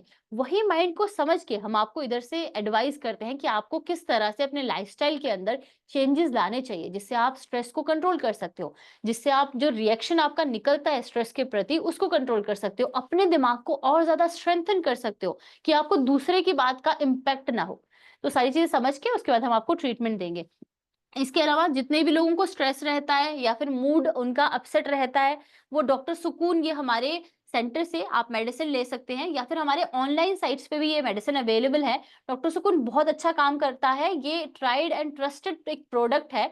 इसकी पूरी रिसर्च हुई थी और हमने बहुत सारे लोगों को ये पहले दे के उसके बाद लॉन्च किया है। और ये पूरी तरह से हर्बल है, तो इसके कोई साइड इफेक्ट भी नहीं आपको मिलेंगे, और दूसरा इसकी आदत भी नहीं पड़ेगी। जितने भी दिमाग वाली मेडिसिन होती है ना, उनकी एक प्रॉब्लम होती है कि उनकी लोगों को आदत पड़ जाती है। बहुत लंबे समय तक जब वो मेडिसिन लेते हैं तो उनको आदत पड़ जाती है और फिर वो उसको छोड़ नहीं पाते। ड्रग्स की तरह, अल्कोहल की तरह उनके शरीर को आदत पड़ जाती है। तो सब्सटेंसेस की तरह इन मेडिसिन की, हर्बल मेडिसिन की आपको आदत भी नहीं पड़ती है, इसलिए आपको हर्बल मेडिसिन को इंक्लूड करना चाहिए। तो एक आपने समझ लिया डॉक्टर सुकून। प्रवीण जी, आपने लिखा है इनफर्टिलिटी का प्रॉब्लम है। रेनू, आई गेस आपकी वाइफ का नाम है। आपने नंबर भी लिखा है, पिन भी लिखा है। Thank you so much. हम आपको कांटेक्ट करेंगे और हमारे जो जो हमारी गर्भ शुद्धि डिपार्टमेंट है, गर्भ धारण डिपार्टमेंट है, उनके साथ आपका कांटेक्ट कराएंगे सो दैट आपकी सारी इन्वेस्टिगेशन रिपोर्ट्स वो मंगवा के उसके हिसाब से आपको प्रॉपर ट्रीटमेंट प्लान जो है वो समझा सकें, गाइड कर सकें। क्या ये जूस पीसीओएस के लिए काम करेगी? जी मैम, पीसीओएस में भी ये जूस काम करती है। शरीर में कहीं पे भी आपको गांठें हो रही है तो वहां पे आप ये जूस ले सकते हैं। उसके अलावा पीसीओएस के लिए मैंने इसलिए स्पेशली नहीं बोला क्योंकि पीसीओएस में ना कुछ कारण होता है जिसकी वजह से हमें पीसीओडी हो रहा है या फिर पीसीओएस हो रहा है, तो उन चीजों को भी हमें ठीक करना जरूरी है। उनको फिगर आउट करके, फाइंड आउट करके उनको हमें ठीक करना पड़ेगा। इसके अलावा हमारे पास कौन कौन से केसेस आते हैं हार्मोनल इम्बैलेंस के महिलाओं के अंदर? बहुत सारी महिलाओं को एंडोमेट्रियोसिस के केसेस हैं। एंडोमेट्रियोसिस में आप होम रेमेडीज एक समझ लीजिए कि आप कौन कौन सी घर पे कर सकते हैं। एंडोमेट्रियोसिस में या फिर एडेनोमायोसिस में बहुत ज्यादा दर्द होता है पेट के नीचे वाले हिस्से में। अभी कोई महिला बता भी रही थी कि उनको पेट के नीचे वाले हिस्से में काफी ज्यादा दर्द रहता है। तो जितने भी लोगों को दर्द रहता है वो क्या कर सकते हैं, कैस्टर ऑयल को गर्म करके उसकी पट्टी रख सकते हैं जिस समय आपको दर्द होता है, या फिर पीरियड्स आने से 2-3 दिन पहले ही आप पट्टी रखना शुरू कर दीजिए। इसके अलावा जब भी आपको पीरियड आने वाले होते हैं उससे 2 दिन पहले आपने क्या करना है, देसी गाय का घी, कोशिश करना देसी गाय का घी ढूंढ के आपने सुबह में खाली पेट या तो पानी के अंदर, गर्म पानी के अंदर वो डाल लो, या फिर उसको चम्मच से मुंह के अंदर डाल के फिर ऊपर से आप गर्म पानी पी सकते हो। इससे आपको दर्द भी कम होता है ड्यूरिंग पीरियड्स, और साथ साथ में फ्लो अगर किसी को अच्छा नहीं आ रहा या गांठी जैसे आपको दिख रही हैं, क्लॉट्स दिख रहे हैं, तो वो आने कम हो जाते हैं, आपकी ब्लीडिंग अच्छे से होती है, प्रॉपरली होती है। रोजाना 1 चम्मच फ्लैक्सीड। फ्लैक्सीड खाने के 2 तरीके हैं, या तो हम उसको तवे के ऊपर भून के ले सकते हैं, उसका पाउडर भी बना सकते हैं, या फिर बिना पाउडर बनाए वैसे भी चबा चबा के खा सकते हैं। दूसरा आपके पास ऑप्शन है कि आप उसको रात को भिगोने डाल दो और उसके बाद सुबह उसको आराम से, जो भिगा हुआ है उसको चबा चबा के खा लो, या फिर आपके घर में मिक्सी होगा, मिक्सी के अंदर पानी और वही फ्लैक्सीड को अच्छे से घुमा के उसका मिल्क बन जाएगा, सीड मिल्क बन जाएगा, उसको आप ले सकते हो। दूध, चीनी, प्रोसेस्ड फूड से आपने परहेज करना है। बस्ती हम करते हैं, उत्तर बस्ती करते हैं, अभ्यंग स्वेदन करते हैं, जितने भी लोगों को एंडोमेट्रियोसिस होता है। ये हमारे पास बहुत सारी ऐसी रिपोर्ट्स हैं, आप चाहें तो हमारी रिपोर्ट्स भी देख सकते हैं, हमने सोशल मीडिया साइट्स पे भी डाल रखी है। जितने लोगों को पहले एंडोमेट्रियोसिस था, उन्होंने हमारे यहाँ से ट्रीटमेंट किया और उसके बाद उनको धीरे धीरे करके वो चीज ठीक होनी शुरू हो गई। तो बॉडी खुद ही ठीक कर देती है, बस आपको सही ट्रीटमेंट पता होना चाहिए। इसके अलावा बहुत सारे लोगों को एडेनोमायोसिस है, उनकी रिपोर्ट में जब आता है तब आपको पता चलता है कि एडेनोमायोसिस है या फिर एंडोमेट्रियोसिस है। एडेनोमायोसिस के पेशेंट्स ने क्या करना है, अजवाइन और अदरक की चाय, ये दर्द को भी कम करता है। अदरक जो है वो पेन को भी कम करता है, साथ साथ में गैस को भी कम करता है। तो अजवाइन जो है वो ज्यादातर गैस के ऊपर काम करती है। एडेनोमायोसिस के जो पेशेंट होते हैं ना, या फिर जिनको पीरियड के टाइम में बहुत ज्यादा दर्द रहता है, उनमें ये देखा गया है कि उनको साथ साथ में गैस का भी प्रॉब्लम रहता है, इसीलिए उनको हॉस्पिटलाइज करना पड़ता है, उनको गैस के इंजेक्शंस भी देने पड़ते हैं, पेन का भी और गैस का भी साथ साथ में मेडिसिन देना पड़ता है। तो हम क्या करेंगे, अजवाइन और अदरक की चाय पहले ही लेना, काढ़ा पहले ही लेना शुरू कर देंगे। चाय से आप दूध वाली चाय मत समझिएगा, इसका मतलब है कि अजवाइन और अदरक को आपको अच्छे से गर्म करके, जब भी हम चाय की या काढ़े की बात करते हैं, तो आपने, अगर आपको 1 कप काढ़ा बनाना है तो आप 2 कप पानी लेंगे, उसके अंदर जो चीज हम बता रहे हैं वो डालेंगे, उसको अच्छे से गर्म करके जब 1 कप रह जाए तो आप उसको सिप सिप करके उसके बाद पी लेंगे। उसके अलावा कैस्टर ऑयल वाला मसाज आप पेट के ऊपर कर सकते हैं, हल्का सा उसको गर्म करके रोज सुबह दालचीनी और शहद पानी में लेके, गर्म पानी, बहुत ज्यादा गर्म नहीं, शहद हमेशा जब भी आपको पानी के साथ लेना है। अगर आप वेट लॉस भी कर रहे हैं और शहद ले रहे हैं सुबह के टाइम पे, तो शहद को ठंडे ल्यूकवार्म वाटर के साथ ही लेना है, बहुत ज्यादा गर्म पानी के साथ नहीं लेना है। उसके अलावा हमारे यहाँ पे उत्तरवस्ती होती है, लेप होता है पेट के ऊपर, मेडिकेटेड लेप, और नस्यन थेरेपी की जाती है जितने लोगों को एडेनोमायोसिस है उनके लिए। इसके अलावा हमारे पास हाइपोथायराइडिज्म और हाइपरथायराइडिज्म के भी बहुत सारे पेशेंट आते हैं, या फिर हमारे पास जो आज का हमारा टॉपिक था प्रोलैक्टिनोमा, तो उसमें हम क्या करते हैं, स्ट्रेस मैनेजमेंट आपको करना जरूरी है। प्रोलैक्टिनोमा में क्या होता है, प्रोलैक्टिन हार्मोन ज्यादा रिलीज होना शुरू हो जाता है, और मोस्टली पिट्यूटरी ग्लैंड में एक ट्यूमर होता है जिसकी वजह से प्रोलैक्टिन हार्मोन ज्यादा रिलीज होना शुरू हो जाता है। तो हमें क्या करना है, अगर ट्यूमर है तो उसके लिए अलग ट्रीटमेंट चलेगा, अगर ट्यूमर नहीं है तो उस केस में हम क्या करेंगे, स्ट्रेस मैनेजमेंट करेंगे, सीड साइक्लिंग करेंगे। सीड साइक्लिंग में अभी आपको बताऊंगी, सीए डिटॉक्स जूस जो मैंने आपको बताया वो आप लेंगे। इसके अलावा चेस्ट बेरी एक आती है और ये बहुत अच्छा काम करती है, इसका भी आप काढ़ा ले सकते हैं जब भी आपको कोई भी हार्मोनल प्रॉब्लम है। विटामिन B6 रिच फूड आपने खाना है और जिंक रिच फूड आपने खाना है, बनाना हो गया, स्पिनच हो गया, सनफ्लावर सीड हो गए, वॉलनट, पंपकिन सीड, ये बहुत अच्छा काम करते हैं, और वीकली फास्टिंग करनी है। प्रोलैक्टिनोमा में एक और चीज है, बहुत सारे लोगों को जब वो एंटी डिप्रेसेंट खा रहे होते हैं, दिमाग के लिए डिप्रेशन को कम करने वाली दवाइयां खा रहे होते हैं, तो उस मेडिसिन के साइड इफेक्ट से भी बहुत सारे लोगों को प्रोलैक्टिनिमा हो जाता है। जैसे कि बहुत सारी महिलाओं को, बच्चियों को समय से पहले ही बिना किसी वजह से डिस्चार्ज होने लग जाता है, दूध आने लग जाता है, ब्रेस्ट से डिस्चार्ज होने लग जाता है, ठीक है, तो वो प्रोलैक्टिनोमा के सिम्टम हो सकते हैं, और उसका कारण कुछ और हो सकता है, एक ट्यूमर भी हो सकता है, दूसरा आपका मेडिसिन का लेना भी हो सकता है, स्ट्रेस ज्यादा होना भी हो सकता है। तो आपको उस समय क्या करना है, अपनी मेडिसिन को कम करना है, फिगर आउट करना है कारण को, और उसके हिसाब से हम ट्रीटमेंट करेंगे। ये कुछ चीजें जो आप घर पे कर सकते हो। अब हमारे पास आ गया हाइपरथायराइडिज्म। हाइपरथायराइडिज्म तब होता है जब हमारे थायराइड हार्मोन जरूरत से ज्यादा काम करना शुरू कर देते हैं।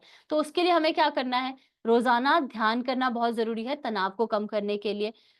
ये हर्बल टी, वही चेस्ट बेरी की हर्बल टी आप ले सकते हैं। रात को सोने से पहले हल्दी वाला गर्म दूध, हल्का गर्म, अच्छा दूध, हम गाय का दूध या भैंस का दूध नहीं बोल रहे हैं, हम लोग अपनी ऑर्गेनाइजेशन में फॉलो करते हैं वीगन मिल्क। तो आप क्या कर सकते हैं कि जो पूजा वाला नारियल होता है, नारियल का दूध हम बनाते हैं, आप हमारी सोशल मीडिया साइट पे जाएंगे, यूट्यूब के चैनल पे जाएंगे, वहां पे चेक करेंगे कि दूध कैसे बनाना है, तो आपको मिल जाएगा, उसके अंदर हल्की सी हल्दी डाल के वो आप रात को ले सकते हैं। हम यहाँ पे नस्यम करते हैं, शिरोधारा करते हैं, बस्ती कर सकते हैं। ये सारे जो ट्रीटमेंट्स हैं उनका आप स्क्रीनशॉट ले सकते हो, जिन जिनको जरूरत है, जिनको थायराइड का प्रॉब्लम है। हाइपरथायराइडिज्म में वजन कम होता है, तो अगर आपको कुछ कंफ्यूजन हो, एक थायराइड है जिसमें वजन बढ़ता है, एक थायराइड होता है जिसमें वजन कम होता है। अभी पहले हमने वजन कम जिसमें होता है उसकी बात की, अब हम बात करेंगे उस थायराइड की जिसमें वजन बढ़ता है। तो उसमें आपने क्या करना है, बहुत अच्छा काम करता है, डेली सुबह खाली पेट 1 चम्मच धनिया के बीज आप रात को भिगो देंगे, 1 चम्मच धनिया के बीज आपने रात को भिगो देने हैं और सुबह सबसे पहले आपने वही पानी पीना है, सिप सिप करके, जैसे मैंने आपको बताया उसी तरह से आराम से वो पानी पीना है। रोज आप नारियल पानी पी सकते हैं। सोयाबीन से परहेज करना है, कॉफी तली हुई चीजों से परहेज करना है। सोयाबीन खाने से ये देखा गया है कि हाइपोथायराइडिज्म के केसेस बढ़ जाते हैं, टीएसएच ज्यादा रिलीज होना शुरू हो जाता है। जिंक रिच फूड खाना है, कद्दू के बीज, सबसे ज्यादा जिंक होता है कद्दू के बीज में, मतलब जो आप अच्छा सोर्स है जो इजीली डाइजेस्ट भी हो जाता है। मैग्नीशियम जिंक दोनों में ये भरपूर मात्रा में इसमें होता है। इसके अलावा हम यहाँ पे शिरोधारा करते हैं, नेस्यम करते हैं और विरेचन करते हैं। ये कुछ चीजें हैं जो आप घर पे कर सकते हो जितने भी लोगों को हाइपोथायराइडिज्म है। तो हमने जितनी भी डिसीजेस थी जिनके बारे में हमें बात करनी थी वो ऑलमोस्ट सारी कवर कर ली हैं। आपने थोड़ा सा बीमारियों के बारे में भी समझ लिया होगा और बीमारियों को कैसे हम ठीक करते हैं वो भी समझ लिया होगा। हम हर एक तरह की बीमारी को यहाँ पे ट्रीट करते हैं, नॉर्मल मोटापा से लेकर कब्ज से लेकर कैंसर तक। तो आपको हमसे अगर कांटेक्ट करना हो, अपनी प्रॉब्लम से रिलेटेड कुछ भी पूछना हो या फिर आपके घर में और किसी को प्रॉब्लम है, तो प्लीज आप ये नंबर नोट डाउन कर लीजिए, 7710371037। इसी नंबर पे आप व्हाट्सअप करेंगे हमें, इसी नंबर पे हमारा कॉलिंग भी होता है। मैं आपको एडवाइस करूंगी प्लीज व्हाट्सअप कीजिए। आप जब व्हाट्सअप हमें करते हैं तो हमारे पास आपका नंबर आ जाता है, कॉलिंग पे बहुत बार बिजी जाने की वजह से हमारे पास नंबर नहीं आ पाता है। तो आप ओ सॉरी, सीड साइकिलिंग वाला रह गया, वो मैं एक बार आपको दिखा देती हूँ।